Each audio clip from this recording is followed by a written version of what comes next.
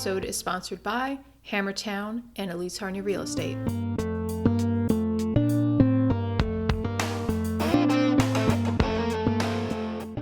Hey Mary, are you excited for today? Thorin, this is going to be a mold breaker for us. For sure. So, who's our guest today? The one and only Vemilo. Vemilo. And I don't think we can properly describe or give an intro much other than just dive in. Yeah, I mean, we could say a few things. All right, go for it.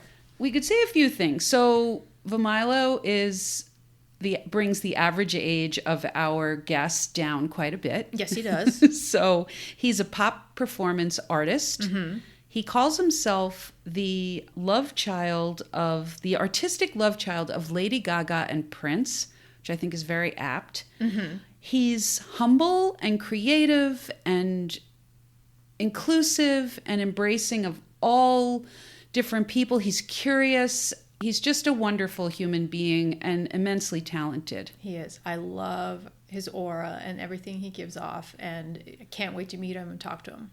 Well, so let's dive in. We're going in.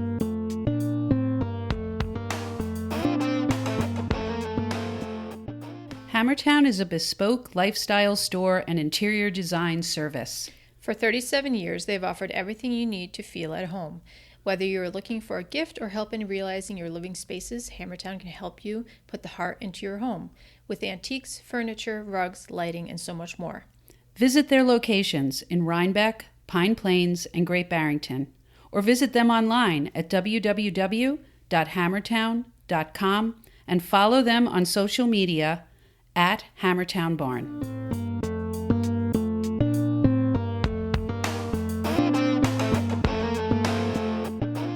So, Vemilo, thank you for coming on Main Street Moxie. Thank you so much for having me. Welcome, Very grateful. You are outside of our usual age demographic. Mm-hmm. So you're... Maybe this will change that. That'd be nice. We love that. But we usually start by asking people what they think Moxie means to them. Mm-hmm. And we're wondering if you had any thoughts on that. Well, when I was growing up, the word Moxie to me was actually about these dolls, Moxie dolls, that I remember, like, they were so fabulous and so amazing, and I used to collect them. But I would love for you to school me on the version of Moxie that y'all both present. Yeah, so this is a generational, because it's an old word, and we're older than you. So it's basically, some people have called it chutzpah, mm-hmm. Courage, mm-hmm. nerve, the ability to stand up for what you believe in, mm-hmm. authenticity, basically all the reasons why Thorin and I thought you needed to be on this podcast. I am Moxie. Moxie. Vemilo Moxie. Vemilo Moxie. There you go. So how do you think you exhibit those characteristics? I think it always starts for me is to really radically accept the genuine love that I have within myself. I have to be my own biggest fan in order for me to exude that confidence, that bravery, and all of those different things. So the nerve that I would say that I have within myself is just kind of me paying homage to the daring artists that came before me. You know, right. The Madonnas, the David Bowies, the Prince, you know, the Michael Jacksons, and I think that kind of just webbed its way into like my nervous system. And, right, you know, right. And yeah. And you call yourself, I love this, the artistic love child of Lady Gaga and Prince. Mm-hmm. And I feel like that is such an apt union to describe you. Yeah, because for me it kind of celebrates, you know, the older generation and the newer generation. And I've always, you know, if you ever saw me live or see me perform, a lot of people would always say that I remind them of Prince. And for me, that was such like a huge, huge honor because I was just, you know, being my most authentic self. And I thought I was exuding more of or paying homage of Gaga's work more, but, you know, subconsciously I was doing it about Prince, and I love me some Prince. And that's the best way I would describe my artistic endeavors. You know, if Gaga, who is, you know, my everything, and Prince, who is a legend, combining those two and making, you know, a stronger version of myself, I feel like those are like my artistic parents in a way. I speak in metaphors, by the way, audience. So how would you describe, you describe yourself as a performance artist. Mm-hmm. How does that manifest itself in the world? Well, for me, I've always loved art, and I loved music, and I love fashion, and I also have an appreciation for technology. So combining all of those different, you know, genres in a way, it kind of became a performance art element. Mm-hmm. Because the live shows that I do, like the graphics that are behind me, that's technology, and I do that myself. The performance element, you know, I think about how I want to make the show as better and as cohesive as I can, and the art element is me living in art all the time in a way. And I wouldn't say that I'm just a musician, or I wouldn't say that I'm just a stylist in a way. I'm a performance art piece that kind of lives between half reality and fantasy. Simultaneously all the time. And it's funny because a lot of people assume that the clothes that I wear, side note, I'm wearing massive heels right now. We will get a picture of those on the social media.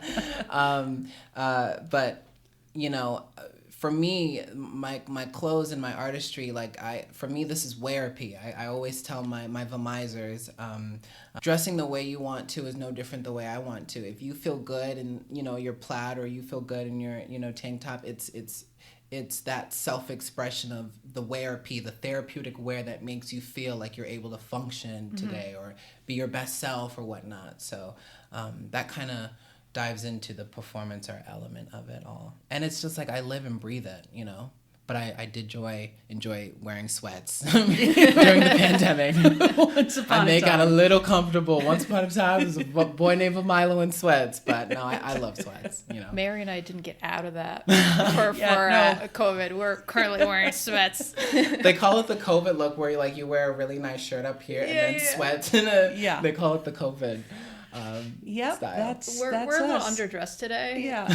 Well, you know what? I got up this morning and we knew we were having this interview, and I said to myself, I'm not even going to try, because no matter what I do, Vemilo, and for those of you who can't see Vemilo, he is decked out in the Moxie colors, with a blue hair and a black one-shouldered. Can you describe it? It's a black sequence dress that actually isn't itchy, which we love. Which we do love. I got a gold belt, a gold cuff, a few jewelry pieces, and, you know, some glasses and blue hair and the boots. And the boots. Don't forget the massive boots. 10-inch, please. I'm not even kidding. Massive 10-inch heel. How do you walk in those?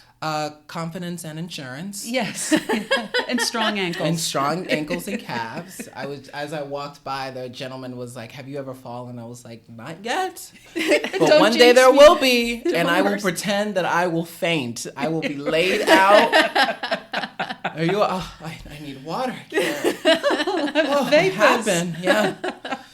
I've seen you. I think the first time I ever saw you was years ago, walking down Main Street. In similar heels. I did a double take. I had to press the brakes on my car. I was like, wait a second. First of all, wow. We're not in Kansas anymore. No.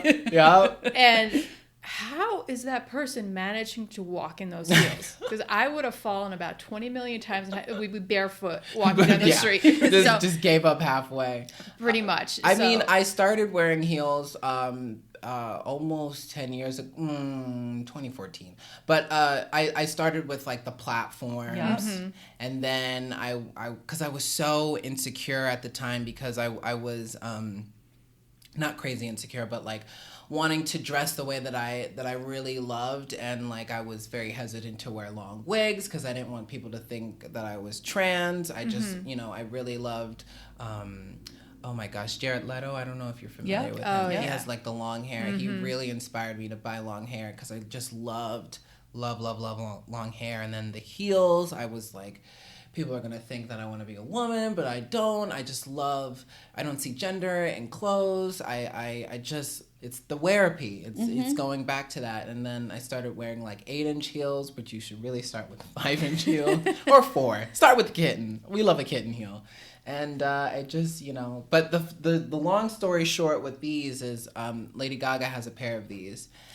And the company is called Pleasers, and they only made them to a women's 9, but I'm a women's 12 when it comes to like stilettos and all of that. So the company had like a 20-year anniversary, so they stocked all their heels and they finally made up to a women's 12. And when I tell you, I begged my bosses to pay me early so I can buy these shoes and whatnot. And yeah, but I love them. Now I have them in like many different colors.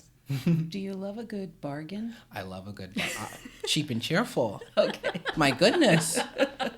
I go on the Amazons. I get there's this web browser called Honey. Mm-hmm. Yep. That is dangerous for shopaholics because like you put you're able to. It depends on what website you go on, but like I shop a lot on this clothing store online called Fashion Nova, which is the dress that I'm wearing in right now. But when you go to your cart, it gives you a bunch of coupons, so it will like mark down so much money. So like I love a deal. I love a coupon. I shop at Target. I shop at thrift stores. So anything that I like, within reason. I would never spend. So maybe you could take up us shopping and we could be like triplets. Yeah, we love that. Totally here for that. Although I'll stick with flats. Yeah, go ahead. No. Oh, you'll stick with I flats. love a flat too. Ladies and gentlemen and non-gender conforming, if you're listening, I, Vemilo, love a combat boot. I love a flat. Yeah. So you've thrown a couple of gender words out. Mm-hmm. And for people who are older by 20, 40 years older than you, not that much, gender is confusing. Yeah. Because I grew up, there was boy, there was girl. Is that your experience, Thorin, or were things changing? Things were starting to change, but it was mostly gay and lesbian. And that in my, when we're talking about the same age, that was mostly it. One of my childhood best friends was gay. He came out when we were 15, 16, but he was very much a minority. Right. So, but then I feel like my brother, who's younger than me and younger than that, we began to change even more as a community, as a society. Yeah. And so we're kind of intergenerational here. I learned through my kids, but my paradigm is the one that I was kind of plunked down in. And so how would you talk about gender to an older person? How would you explain how you express yourself and the pronouns you use and the words that you just used before? Well, for me, I identify as male. I always say in my intro, my pronouns are he, him. But if you have something juicy to tell me or you're rooting me on, girl is an exception. As I got to be honest, as a person who, has dyslexia, I remember when that whole paradigm of like, gender and he, him, they, them, and I identify this, it was also hard for me as well because when I was in special education, they had to drill, those they, them, he, so I was like struggling where I was just like, I thought, and it's all about the willingness to unlearn. But for me, when people misgender me all the time, I don't take offense to it because, if I'm in a long hair, if I have long hair and heels and a dress, I would assume as someone, but for me, I always go about it, actually, my pronouns are he, him, but, it is what it is. And I keep that as calm and as non-threatening as humanly possible, because for me, in my personal opinion, if you want change and if you want people to treat you with respect,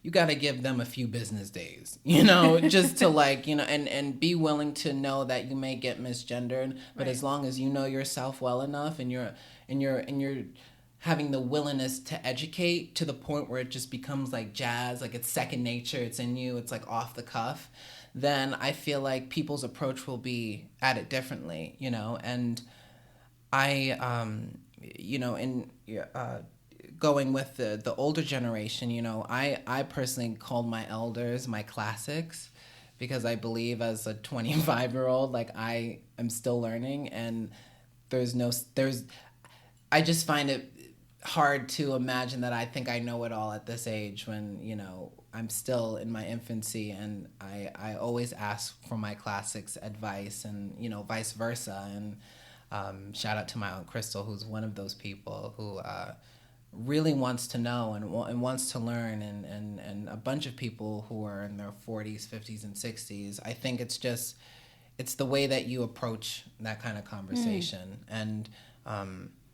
yeah, and it's funny, like, because I'll be at 52 or at the diner, and I was in a completely different outfit this morning. I was, it's 70 degrees. I had on lingerie and a denim jacket, and but like if I'm at the bar and like I see a gentleman who may look scary or conservative, I'm like, oh, how was your day? Like, what's going on with you? And there's like this, a way for me that I didn't even know that I had the capability of disarming people. Mm-hmm. A lot of my buddies would say, like, you disarm people in the most authentic, non-schemish way, because I love people and I care about people, and I want people to feel seen in any walks of life.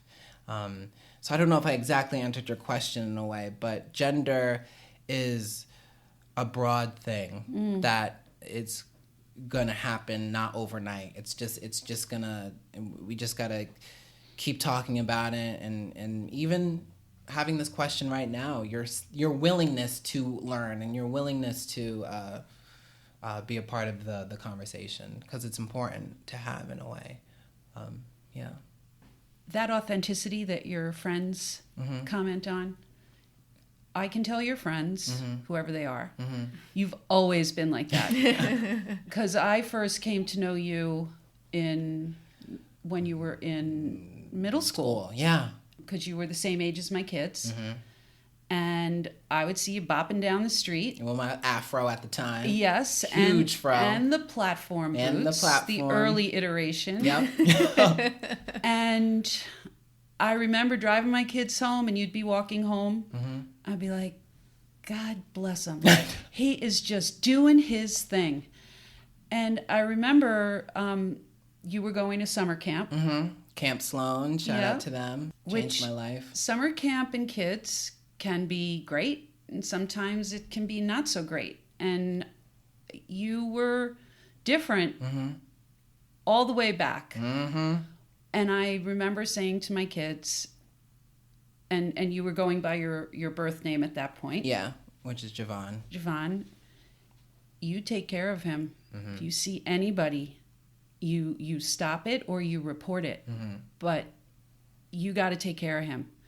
2 weeks later, they came home. I'm like, how did it go with Javon? It's like, Mom, he owned the camp, his dancing. The kids were around him in circles. So what is it about you that allowed you to just be yourself and not give in to the haters?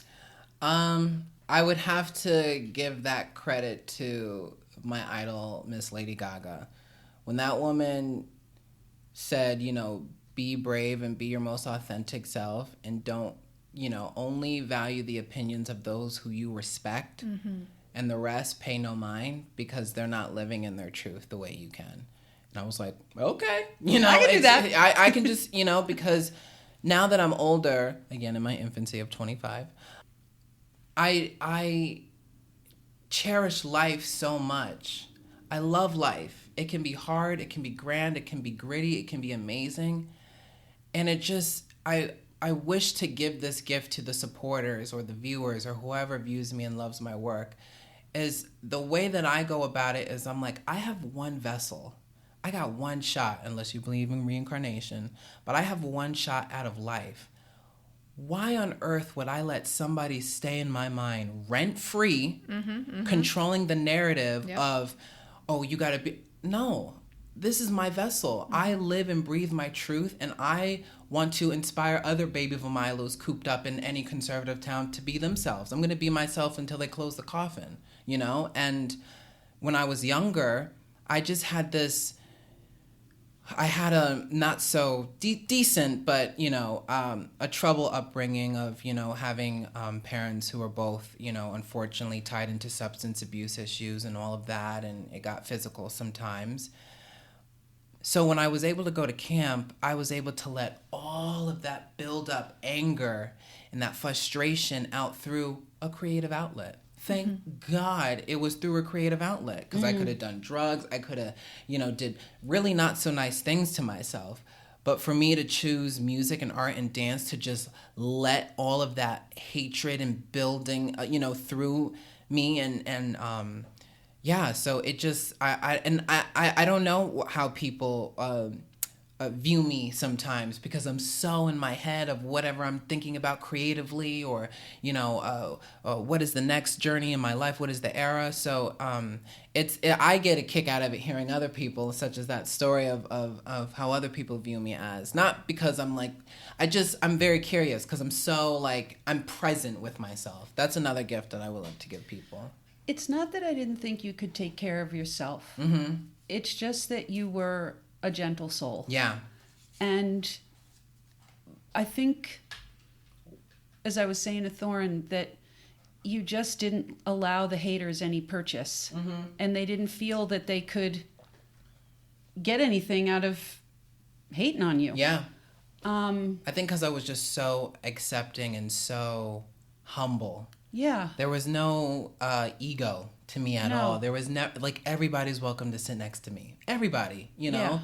I was hanging out with the nerds. I was hanging out with the jocks. I was hanging out with the girls. I was hanging out with everybody who just wanted to chill and connect. And I think maybe that's why. Yeah. I would say your authenticity, and, even when I met you in the coffee shop, some young people would walk past parents of old classmates without acknowledging them, and you were like, COVID's over, can I give you a hug? Yeah. Good to see you. Yeah. And it's funny, parents will come up to me. It's actually it's the other way around. It's the kids that I grow up with who will walk by me, and their parents will be the ones that will come up to me, which I love. So but not your kids. Like, they would never. Yeah, but, they said hello, actually. So they were happy to hear you were coming on the show. I have to say, I'm amazed that you kind of had the maturity, forethought, old soulism, as Mary has referred to you many times, to at such a young age be so true to yourself, but to have that approach to those around you, the community, your peers, because kids can be so mean, and it's hard to survive high school, let alone even middle school. So I'm just amazed by that story, and your the bio you sent us about your whole journey. It's just awe-inspiring. So I'm so excited to have you here, just to share that entire journey with us, and see how now in your 20s and what you're doing nowadays. Yeah. How did the community impact you in your artistry? In so many ways. I remember the first time where I really took my fashion sense seriously as an artist was when Millerton did the Fall for Art in 2013. I'll never forget it. And I dyed my hair at the time. I had a blonde afro, and I put paint all over my face, and I was just like, I'm gonna go out there and I'm gonna be the art. And it kind of just never stopped. It just stuck, and I remember, shout out to Jonathan B, Hunter B. I would go over to their place, and I would have 2 outfit changes, and coming in a garment and then leaving in a different garment, and just being exciting to kind of muse the audience and muse the people and have them a little bit confused in a way. For sure, and all of that. But I gotta say, I get shocked sometimes on how beloved I am in this community, because I am so I'm not alone, but I'm very much like of a loner in a way, because I'm always creating, I'm always by myself, and really connecting with myself. But people stick up for me because they see that pure, genuine, authentic soul, and that people talking about me or bad mouthing me, my brother's friends, who are very loving and sweet, that look very scary and conservative, they're my boys, and they got me and they protect me. So I think there's like this protective, nurturing spirit because I am so driven and I am so focused. I don't drink. I don't do drugs. I'm a sober Sam. I've never had anything ever in my life. And I think, just people really see the work ethic in a way. And, who watches cable when you can watch me down the street, Well, there's truth to that. Yeah, really. Do you ever think about a chapter of your life that'll involve working with young people? Yes, I really am. I pray to hopefully I'm able to maybe work with the kids at Camp Sloan, because Camp Sloan has honestly been a 360 of my art. I lost my stage fright on Camp Sloan stage. Wow. And I wanted to do an anniversary, the 10-year anniversary where I lost my stage, because I don't know where I would be without Camp Sloan. And in hindsight, I could have, wouldn't have the confidence or the love that, so I was able to be a star in camp and see what that is like to possibly be famous or whatnot, because they would be running up to the cars. They would, I would, side note, there was one time where I was staying in the boy section. I wanted to be in the girls section because I was like, I'm gay, there's nothing wrong, I can have my own little situation. And I remember these boys hung my teddy bear on the flagpole, and the counselor was like, the square dance is in like 3 days, and I suggest you take that bear down because he will not make you get a date. He knows all the girls. He knows all the ladies.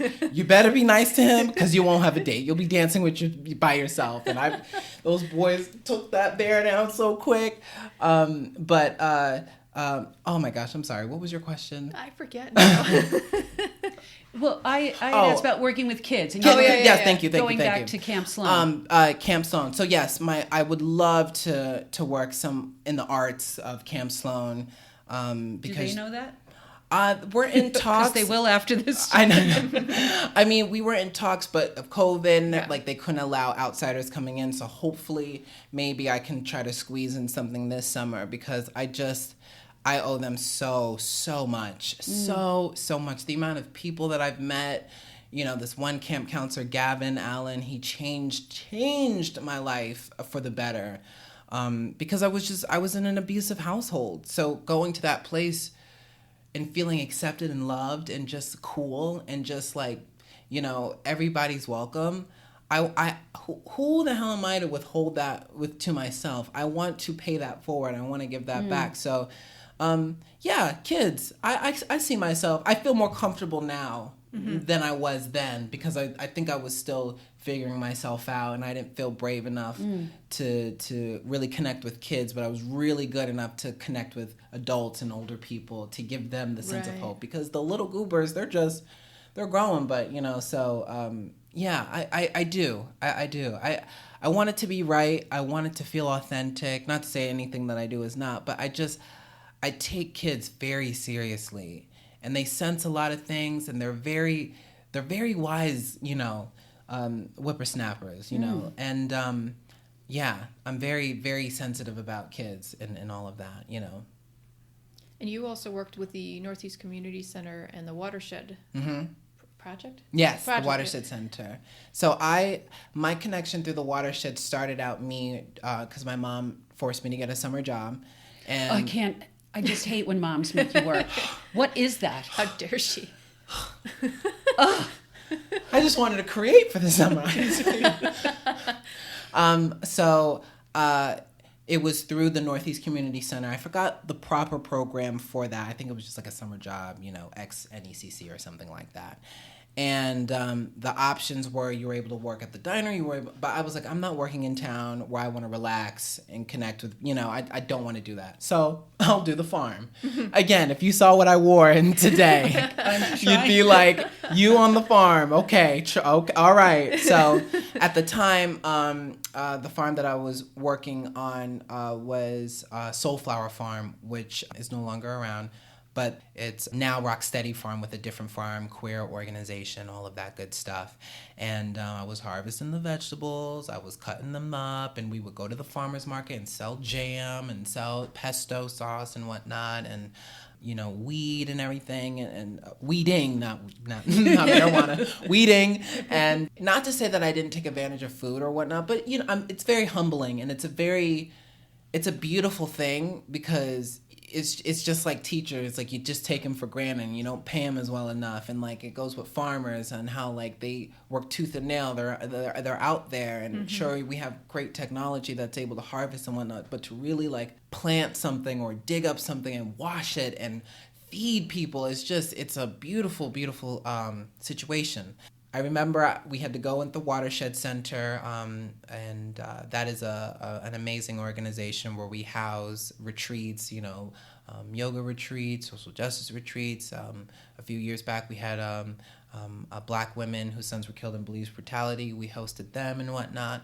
And the founders of that organization are Brooke and Greg, who are my godparents. But how I met Brooke, and Brooke has a different story of how we met, which I don't remember. But I met her. She really loved my, energy and whatnot. And I guess she locked me away in her memory bank. And, when a few years passed and they needed someone to, help facilitate the Watershed Center, I was all aboard. And we just started getting closer and closer. And now they're my chosen family. That's a beautiful story. Yeah. Yeah. That is the shorter version.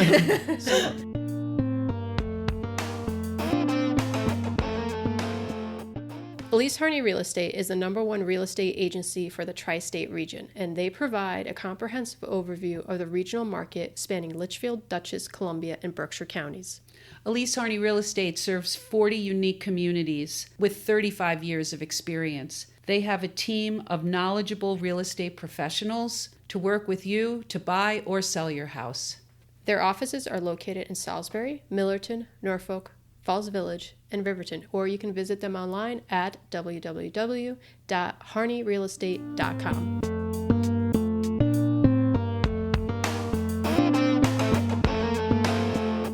How would you define family?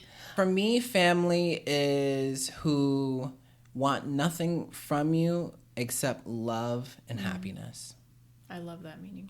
Or Like definition. just chosen family is the most beautiful thing that I can ever experience in my life. And through my artistic family, the House of V, Haus, which is like my dream Warholian factory, the House of V is essentially people who I kind of scavenge through Brooklyn or through the city or whatnot, and want to feel included or feel loved or feel accepted, or put their artistic endeavors to the test, and I will be the muse for you. And which I happily borrowed it from Gaga, because she has the House of Gaga, and there's like different houses, the House of Moxie, like we Hello. the House of Moxie. So that's what it's just like. A chosen family is just it's not, I feel like it's not talked about enough, and it's just so beautiful. And if God forbid, if your family betrays you or kicks you out, there's always those angels out there that are willing to take you in and just make sure that you are good. And that's what Brooke and Greg have done. They make sure that I am good. Am I mentally all right? I have a place to stay. What do you need artistically? And they've invested so much in me to really live my dream. And I was scared to death of what I was going to do after high school, because I have a learning disability. I'm a proud dyslexic person. I call myself a dyslexian. Shout out to all the other dyslexians. And some life skills are very challenging for me. So I was very hesitant to how am I going to buy a house? One day, God willing. but how am I going to drive? All these simple life skills are very tricky. And I just, I just ended up, being with them, and they take care of me. And I'm still independent in a lot of different ways, but, I'm in disbelief sometimes. Like I'm in a little tiny house on this beautiful piece of land with beautiful chosen parents, chosen family, or godparents. And I'm just like, Yeah. like, wow, you know? And it just, it's unreal, because it could have gone any other way. I could have, you know, again, chose drugs over, you know, art to, you know, and I surprise myself sometimes. I'm like, how do you do it for Milo? How do you do it? You need to interview yourself. I sure as heck do. I sure as heck do. So your social media has a lot of body in it. A lot of body. It won't as much this time, but you caught me in the sexy week. But go ahead. So Go ahead. what does your body mean to you? Is it a kind of the vehicle for your performance? Like, what is I would it? say so. I literally every time I go to bed, I thank my body. I thank my vessel. I thank my mind. I thank my artistic. I'm so thankful that I'm a walking, living human being experiencing life right now, and because I feel so connected spiritually that like sometimes the tangibleness of I'm like, thank you, legs, for making me walk, you know, like, and it's funny, but it's like really serious, because like I think about people who are quadriplegics, or you know, or people who, all these different things. So I really take my body and my vessel seriously, and to give the body confidence, you know. And I think, you know, for so long I was so like, you know, everyone say, oh, you're so skinny, or, you know, you need to eat. And like, I get the high metabolism from my father. He's thin as a rail. Invite me to Thanksgiving, I will mow down all the food, you know. Or you have chicken legs. And I remember I was in Hudson at this beautiful shop, Kasuri. Shout out to Jonathan Osofsky. And he made me try on these designer shorts, and I was just like, I don't know, like, you know, I don't know, like all of a sudden I looked in the mirror and I was just like, oh, wait, people are bugging. I got nice legs, you know? Yes. And now I like jokingly say, like, I call my legs my cinnamon sticks, you know? And if it, you know, they're like, oh, you got chicken legs. I'm like, well, these chicken legs will walk out, you know, out of your negative space, you know, or whatnot. But I love my body. I feel good in it. I feel, you know, secure and strong, and, you know, and I just, it's my vessel, you know. I really believe that, like, I take pride in it. And yeah, I don't know. It's So kind I of call like, my legs, if yours are cinnamon sticks, mine are marshmallows. oh White and soft and together dimpled. we'll make a great dessert. How about Yeah, that? We will make exactly. a great dessert. With your marshmallows and my cinnamon sticks, we are in it. Thorin's not going to comment. I'm trying to find an analogy for mine, and yeah, I think I'm in between right now. Yeah. So, you know, with my workouts, I think they're getting better, less marshmallowy, Yeah. more cinnamon sticky. So We I don't know love if that. So I don't know if there's something in the middle, maybe. Hey, there's something for everybody, you know. Exactly. As long as you feel good. If I can change a little bit route, but I think it's super important also. How have you handled the haters and the naysayers? Because I love your definition in your life kind of mantra, and how you approach people, and I think that defines you so well, and getting to know you. I love all that, but how have you dealt with, if we can just call them haters, and how would you, because of the conversation earlier about you know, working with kids, how would you tell them to deal with those types of people? If I'm being 100 or 1,000 right now, 1,000% honest, whenever somebody comes at me with a hateful comment, or I kid you not, I'm like, what, are you having a bad day today? Oh my God, you're like a Buddha.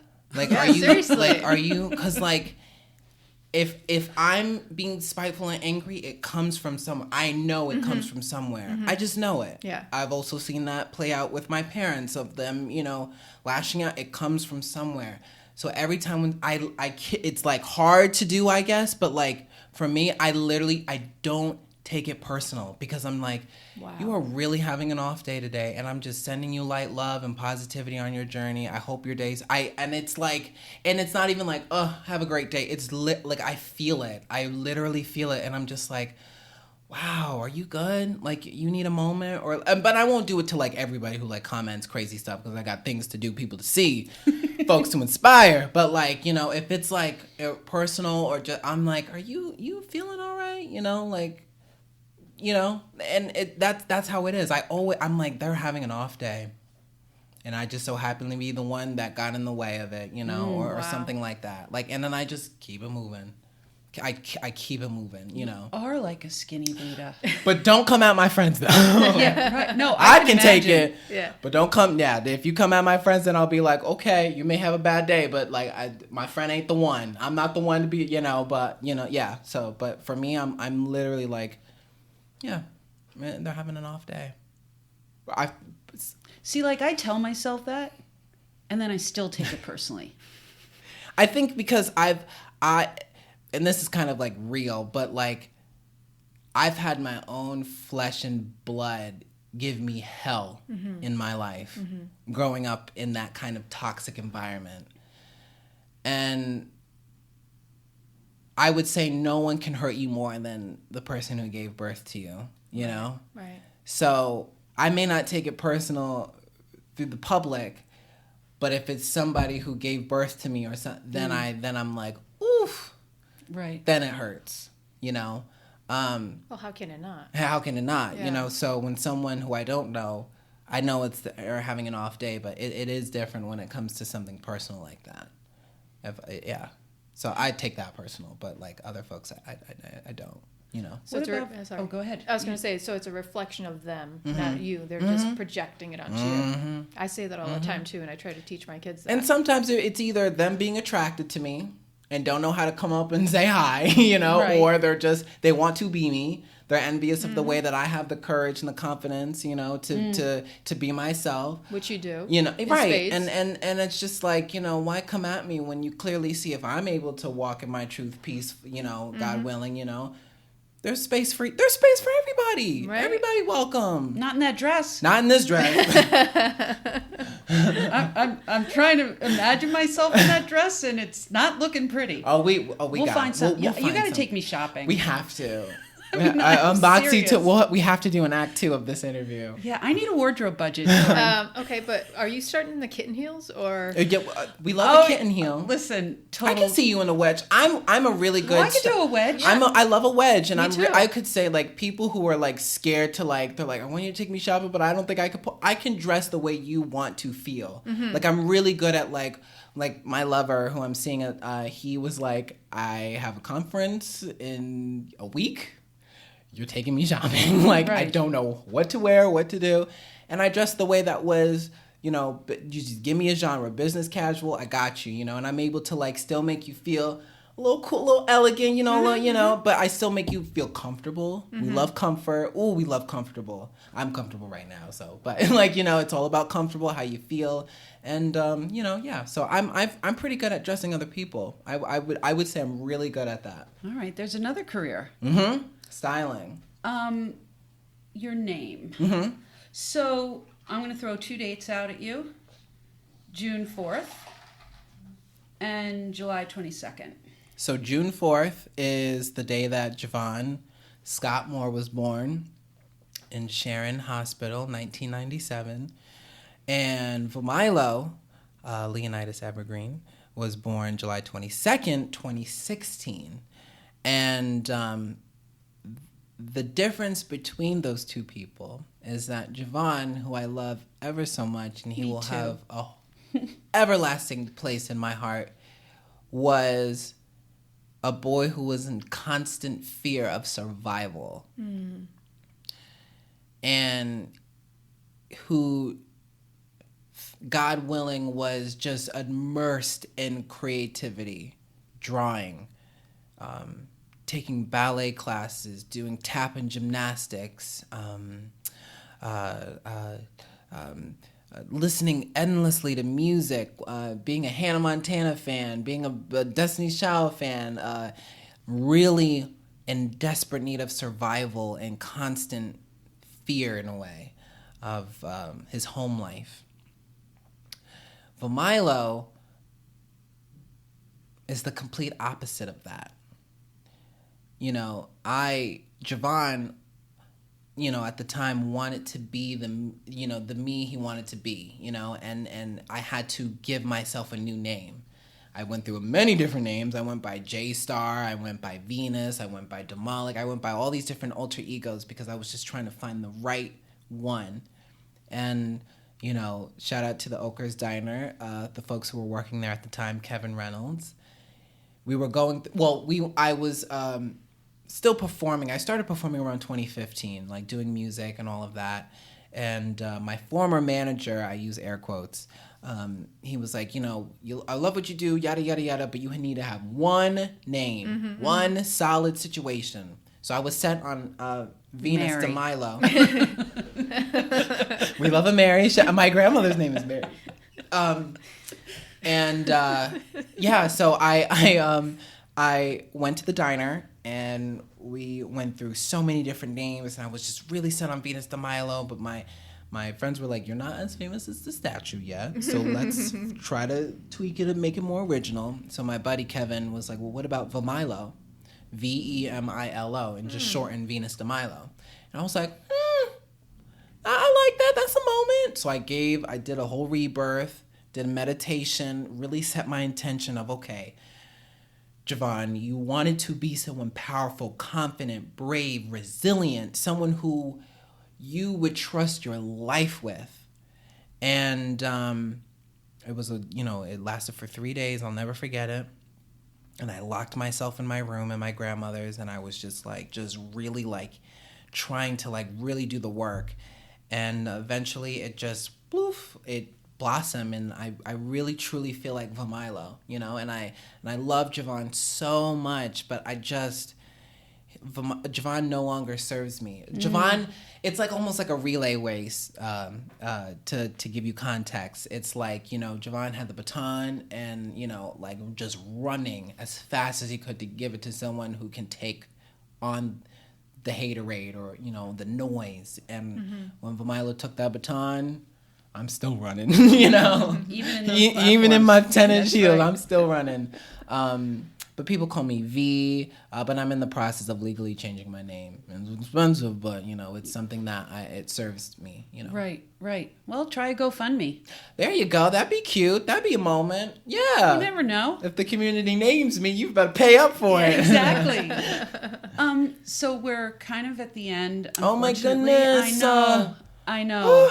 So you've given us a lot of Moxie advice, but if you were talking to someone out there who needed a dose of Moxie or an injection of Moxie, how would you suggest just incrementally move it? Truly be a student of your life. Be a student of your work, your purpose, and if you don't know what your purpose is, don't be afraid to watch movies, documentaries, anything that sparks a true love of joy and love. What makes you joyful? What makes you happy? So and all those experiences, those life lessons experiences. I'm speaking to a 10-year-old or 80-something-year-old. You're never too late to learn. The only time you stop is if you're 6 feet under or in an urn, or in a tree. We love that. But I would say, be a student of your life and really. Be the you want to become, and don't let anybody stop you from it, because you have one vessel, one life, and just live and breathe it. Be that person. I always think be that person you really idolize as a child, that you just wanted to be with, that you feel so protected and so loved and nurtured. Be that version. That's great. Love that. Thank you so much, Vemilo. Thank you so much for having me. Can we go shopping? Yes, let's go shopping. Yes. That'll be part 2. That will be part. Oh, we're serious. So I'm holding on to accountable. With video and photos and Mary coming out of the changing room with some 6-inch heels. I think the listeners really need to visualize this. And on that note...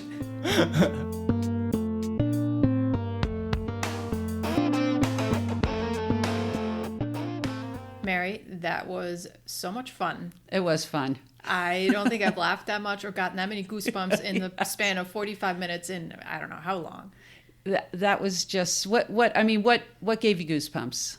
There are so many points about his life story, his approach to life, his personality, his viewpoint on deep and surface subjects and everything in between, and so it's just like I have no words. You know, he's like all the good things wrapped up in one. I felt very underdressed today. I did too, but I didn't even try. Oh, And me either. I forgot to brush my hair. let's go beyond his beautiful appearance. Let's go to the substance of Vemilo. I mean, the authenticity, the humility, the love of people, the curiosity, the joy. I feel like that is Vemilo. I just think that he is so wise beyond his years, and the courage he has displayed throughout his life, really, and what he has overcome to just be true to himself is so inspiring.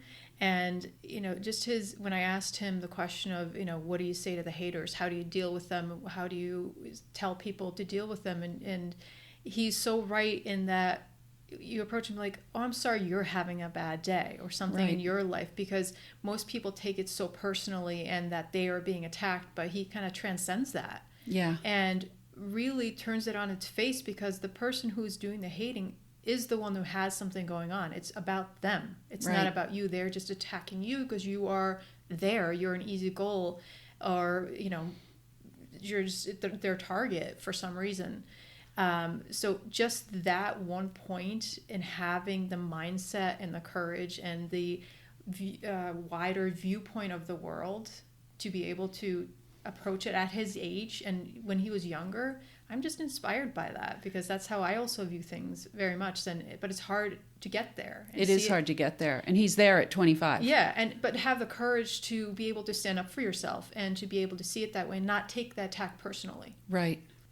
I loved hearing about his courage and his ability to self-soothe and to find outlets that were not alcohol and drugs, that were about creativity, about his love for life. Yes. And I do feel like he would be an amazing role model for teenagers who struggle so much.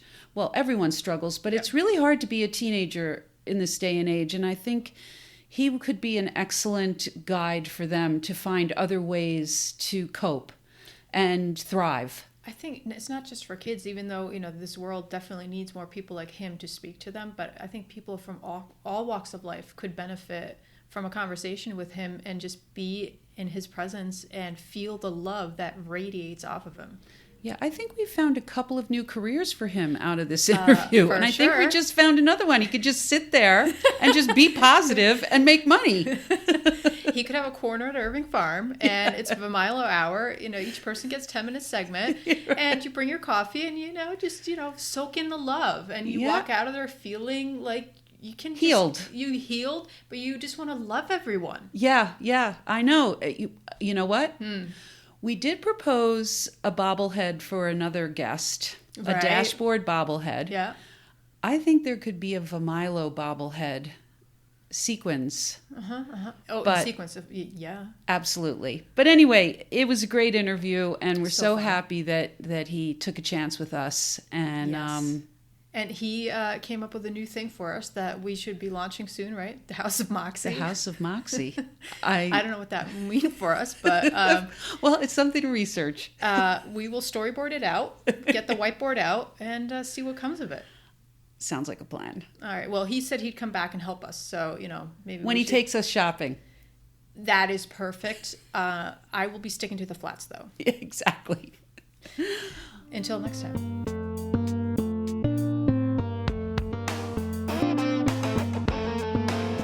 This episode is sponsored by Hammertown and Elise Harney Real Estate.